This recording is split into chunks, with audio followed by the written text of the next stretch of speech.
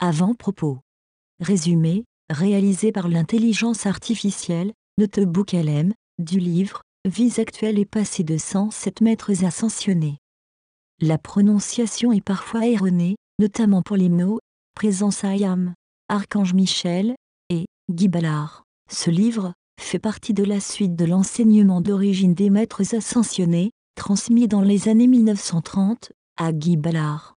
Il correspond à la seconde dispensation, reçue par Géraldine Innocente dans les années 1950, appelée « Le pont vers la liberté », qui reprend et complète le premier enseignement. Note importante.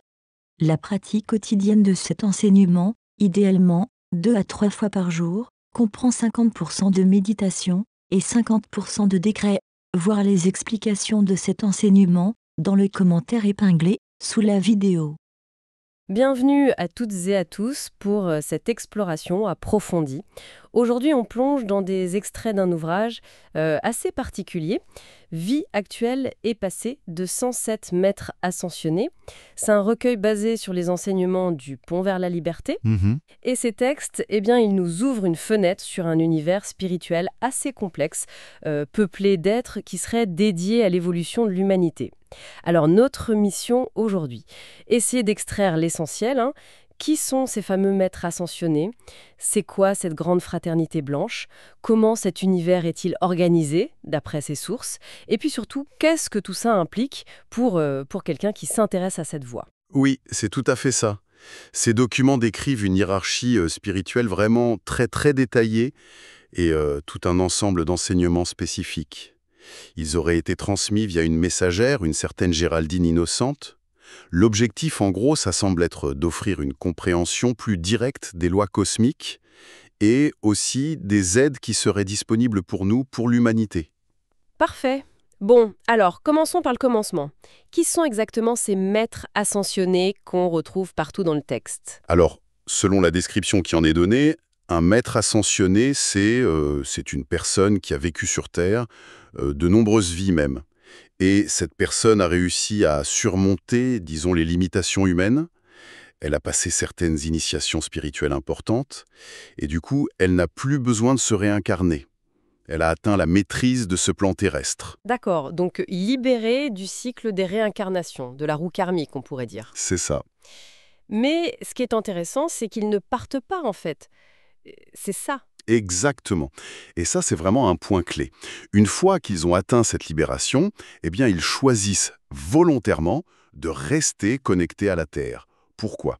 Pour aider l'humanité dans son évolution. Les textes les décrivent comme étant capables de voyager dans la galaxie, libérés de l'attraction terrestre, mais ils orientent leur service vers notre planète. C'est très altruiste. Ah oui, c'est un acte d'altruisme fondamental dans cette cosmologie. Et cet altruisme les pousse même à renoncer à ce que le texte nomme le nirvana. Oui, c'est le terme utilisé. C'est décrit comme une sphère de beauté, de perfection absolue. Et ils choisiraient de différer cette félicité pour nous assister. Ils font partie de ce qu'on appelle la grande fraternité blanche. C'est une organisation spirituelle qui, toujours selon ses écrits, aurait été fondée il y a des millions d'années, par un être nommé Sanat Kumara, qui serait venu de Vénus. Et cette fraternité, elle regrouperait des êtres ascensionnés d'origine humaine, mais aussi des anges, des êtres élémentaux, tous unis pour le service divin. Hmm. Et certains viendraient même d'ailleurs, d'autres planètes, des esprits gardiens? C'est ce qui est dit, oui. Des esprits gardiens venus d'autres systèmes solaires. Fascinant. Et apparemment, ce chemin pour devenir maître ascensionné, c'était beaucoup plus dur avant les années 30. Pourquoi ça? La source explique qu'avant cette période, la connaissance de concepts clés comme la présence I am, Notre soi divin, c'est ça? voilà, notre soi divin individualisé, ou encore la flamme violette, cet outil pour transmuter le karma. Tout ça n'était pas accessible publiquement. Les gens devaient chercher un peu dans l'isolement, souvent sans guide clair, avec le risque de se perdre.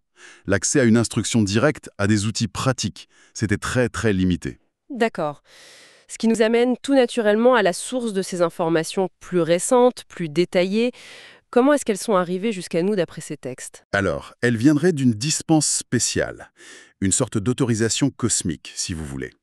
Elle aurait été obtenue en 1951 par 2 maîtres ascensionnés assez connus dans ces milieux, El Morya et Saint-Germain. Et cette dispense aurait permis de transmettre des enseignements plus profonds via Géraldine Innocente pendant une dizaine d'années, sous l'égide d'une organisation appelée le Pont vers la Liberté. Ah oui, le pont vers la liberté. Et c'est là que des concepts comme la flamme violette ou des infos sur les archanges, les Elohim, tout ça aurait été révélé plus largement? C'est ce que les textes affirment, oui. Et ils insistent beaucoup sur le fait que cette communication venait directement du plan des maîtres ascensionnés. Il faut bien distinguer ça, disent-ils, du plan psychique ou astral, qui est souvent la source d'autres types de canalisation. Pour eux, cette distinction est cruciale pour la pureté de l'enseignement. Dine Innocente est décédé en 1961. Qu'est-ce qui s'est passé ensuite avec ses enseignements?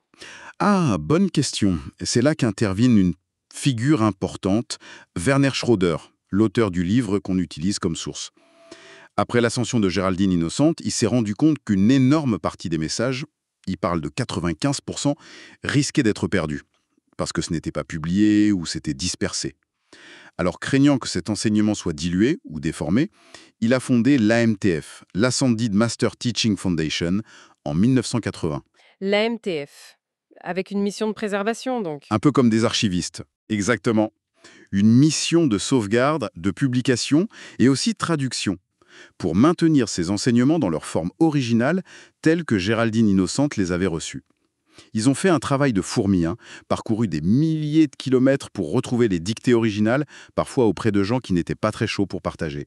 Leur emblème d'ailleurs, c'est la lampe de vérité. Ça symbolise bien cette volonté de préserver la pureté originelle de l'enseignement du pont vers la liberté. Une véritable quête, en effet, pour préserver cet héritage. Bon, maintenant, abordons la structure de cet univers, telle qu'elle est décrite.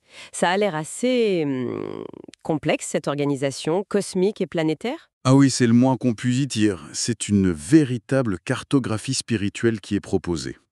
Tout en haut, pour notre galaxie en tout cas, on trouverait Alpha et Oméga. Ils résideraient dans le grand soleil central. Ce sont eux l'autorité suprême, ils administrent la loi cosmique pour toute la galaxie. D'accord. Et si on descend d'un niveau pour notre système solaire? Là, le gouvernement serait assuré par Hélios et Vesta. Ce sont les êtres qui animent notre soleil physique. Et ce sont eux qui, d'après cette source, ont créé notre présence IM. La présence IM, notre soi divin personnel, notre étincelle divine, c'est bien ça? C'est exactement ça. Notre véritable soi divin, individualisé. La source de notre vie, de notre conscience. Donc Hélios et Vesta sont vus un peu comme nos parents divins cosmiques pour notre système. Ok, je vois. Et si on descend encore au niveau de la Terre, qui trouve-t-on dans cette hiérarchie?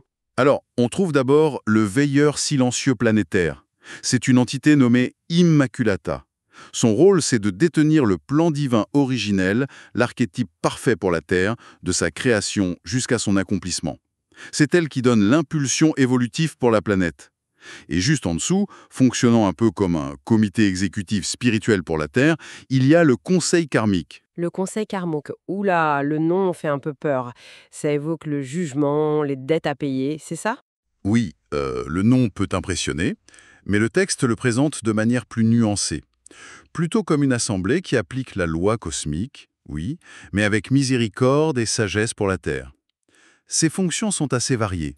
Examiner les requêtes des humains ou des maîtres, évaluer le parcours de chaque âme après la mort en consultant le livre de la vie, et surtout, déterminer les opportunités de réincarnation pour les âmes qui veulent revenir en fonction de leur plan d'évolution et des besoins de la planète. C'est plus de la gestion des flux d'énergie et d'apprentissage que de la punition en fait. Ah d'accord, c'est plus clair comme ça. Plus une régulation qu'un tribunal. Et qui sont les membres de ce conseil, d'après ses écrits? Des figures connues? Oui, pour donner une idée de l'esprit du Conseil, on y trouverait des figures comme Portia, la déesse de la justice, qui est souvent leur porte-parole, ou encore Kuan Yin, la déesse de la compassion et de la miséricorde. Kuan Yin, oui.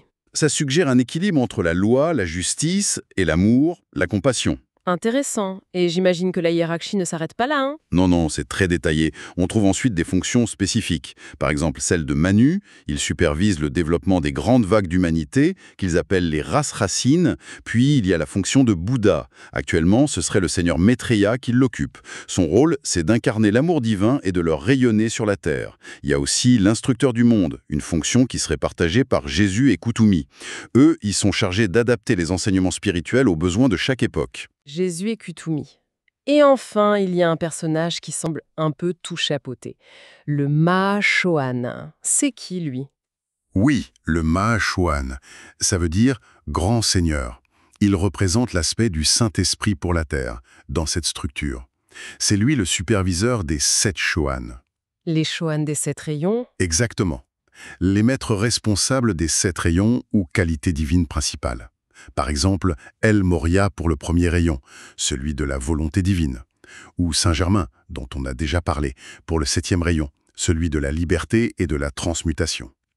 Le Mahachohan supervise aussi le règne élémental, les gnomes, les ondines, les sylphes, les salamandres, et il est impliqué dans les processus de naissance et de mort physique. C'est... Waouh! C'est une organisation incroyablement structurée. Presque un organigramme divin, on dirait, pour gérer l'énergie, l'évolution à tous les niveaux. Mais au-delà de ces maîtres et de cette hiérarchie, les textes parlent aussi beaucoup d'autres aides, non? Les anges, par exemple. Tout à fait. Les hôtes angéliques, ils jouent un rôle majeur. Ils sont dirigés par les 7 grands archanges. Chacun est le gardien d'une vertu ou d'un rayon spécifique. L'archange Michel, par exemple, est associé au premier rayon, la foi, la protection, la volonté divine. Et les Elohim? Ils sont décrits comme les constructeurs de la forme. Qu'est-ce que ça veut dire, ça? Alors, les 7 Elohim, eux, sont présentés comme les intelligences créatrices qui ont littéralement façonné notre planète, notre système solaire, à partir de la substance lumineuse primordiale, en suivant le plan divin qui est détenu par le veilleur silencieux. Ils incarnent les aspects plus mentaux de la création, par exemple Hercule pour la puissance, le premier rayon, ou Vista, qu'on appelle aussi Cyclopéa, pour la vision et la vérité, le 5e rayon. Ce sont un peu les architectes cosmiques, si vous voulez. D'accord, les architectes. Prenons un exemple concret pour voir comment ces êtres interagiraient avec nous. L'archange Michel, il est très connu, même en dehors de ces cercles. Quel est son rôle ici précisément? Eh bien, dans ses enseignements, Michel est vraiment dépeint comme le gardien de la foi de l'humanité, présent depuis nos origines. C'est celui qu'on peut appeler en cas de détresse, de peur, de danger. Son attribut principal, c'est l'épée de flamme bleue. C'est un instrument de pouvoir spirituel qu'il utilise pour trancher les liens négatifs, dissoudre les énergies discordantes, purifier les situations. Le texte insiste beaucoup sur sa capacité à nettoyer ce qu'ils appellent la substance psychique, c'est-à-dire l'accumulation de toutes les énergies négatives humaines dans l'atmosphère terrestre. Ah oui, nettoyer l'atmosphère. Et il est aussi mentionné qu'il aurait créé un cercle infranchissable autour de la Terre. C'est quoi ça? Oui, une sorte de bouclier énergétique pour contenir la discorde terrestre et éviter qu'elle ne contamine le reste du système solaire. Ce cercle serait maintenu par ces légions d'anges. Et une autre de ses contributions, assez notable selon ses textes, c'est une dispense spéciale qu'il leur est accordée en 1953.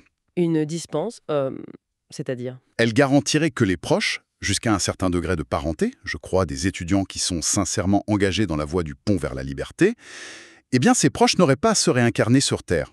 Ils pourraient poursuivre leur évolution dans des sphères de lumière après leur mort. Ah oui, quand même.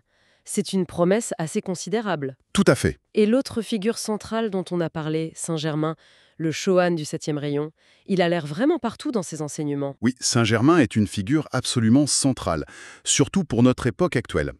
C'est lui qui aurait obtenu la dispense pour ce qu'on appelle l'activité IAM, dans les années 30, via Guy Ballard.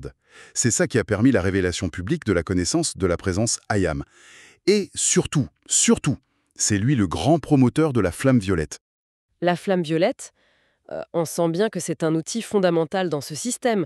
Vous pouvez nous en dire un peu plus? Qu'est-ce que c'est exactement? C'est présenté comme l'outil de transformation par excellence pour l'ère actuelle. C'est l'outil du 7e rayon, liberté, transmutation, miséricorde.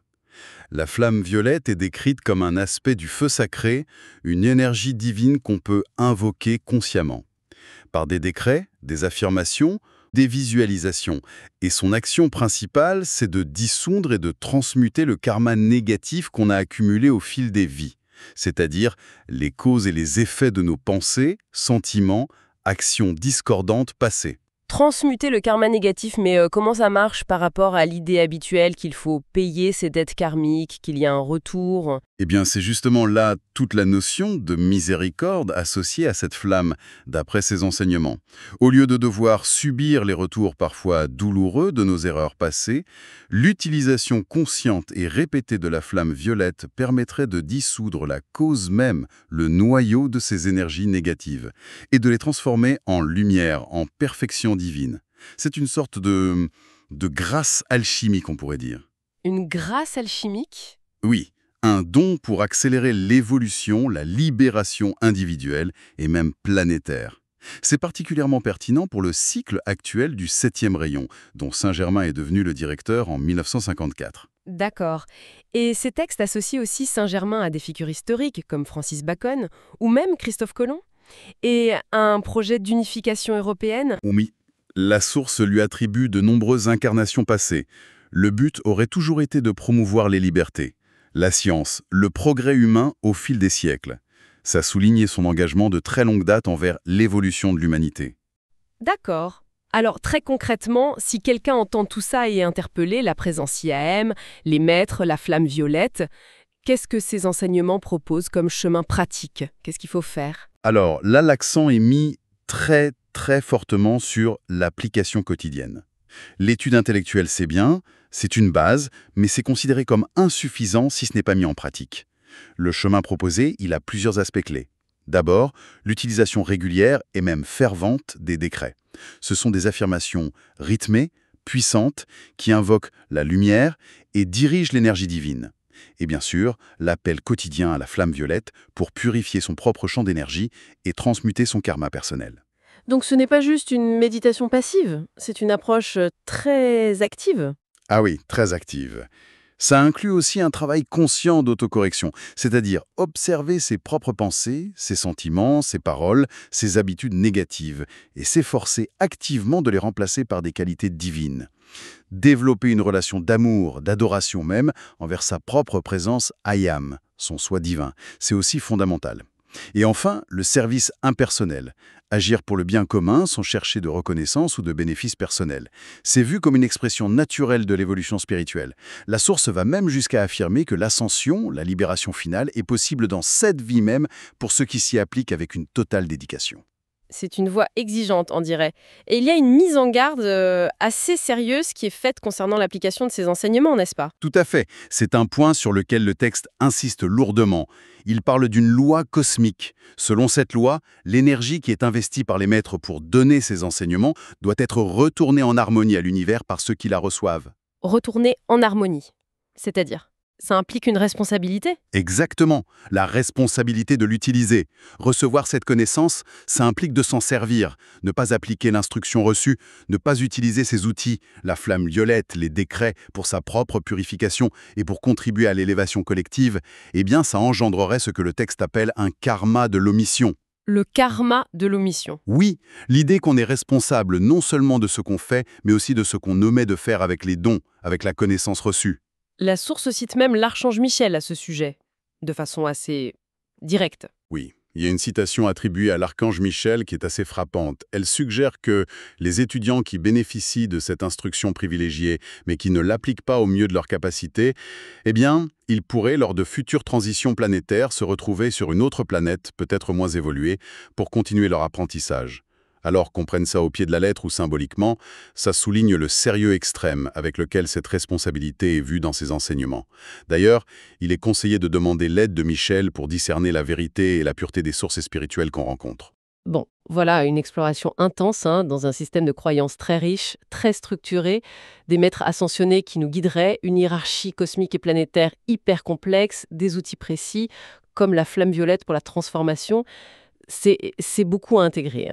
Oui, c'est dense, mais ce qui ressort vraiment, je trouve, c'est cette idée d'une aide divine qui serait organisée, accessible, puissante même, mais qui demande une participation active. Un engagement conscient, une application au quotidien de la part de l'individu. L'accent sur la responsabilité personnelle est vraiment très fort. Ce n'est pas du tout une voie passive où on attend que les choses arrivent, c'est un chemin d'action intérieure, de transformation consciente. Bon, on a couvert énormément de choses. Un peu, ouais. Et clairement un système très, très élaboré, une hiérarchie détaillée, des fonctions spécifiques pour chaque être, des enseignements qui visent une transformation profonde. Le livre de Schroeder en décrit plus de 100, on n'a fait qu'effleurer la surface. Ah oui, c'est vrai. Mais au-delà de toute cette complexité, ce qui ressort peut-être le plus, c'est cette vision d'un potentiel humain immense, l'ascension comme une possibilité réelle, concrète, et la mise à disposition d'outils pour y parvenir. La flamme violette, les décrets. Voilà. La flamme violette pour nettoyer le passé, les décrets pour attirer l'aide divine, la focalisation sur le positif. C'est aussi une grille de lecture qui peut éclairer différemment certaines traditions spirituelles ou même des figures historiques. Alors, pour laisser un peu de matière à réflexion à ceux qui nous écoutent, si on accepte, ne serait-ce qu'un instant, cette idée d'être ascensionné qui offre activement leur aide depuis les coulisses, quelle implication ça a pour nous? C'est une excellente question. Ou peut-être une autre piste de réflexion. Comment est-ce que cette vision d'un cosmos, structuré, hiérarchisé, oui, mais aussi interactif, est fondamentalement bienveillant? Comment est-ce que ça change notre perception de notre propre place, de notre potentiel dans l'univers, par rapport à une vision peut-être plus chaotique ou indifférente? Voilà, de quoi nourrir la réflexion, effectivement. Merci beaucoup pour cet éclairage, vraiment passionnant sur ce système. Merci à toi. C'était dense mais fascinant. Et merci à tous ceux qui nous ont suivis pour cette exploration approfondie. On se retrouve très bientôt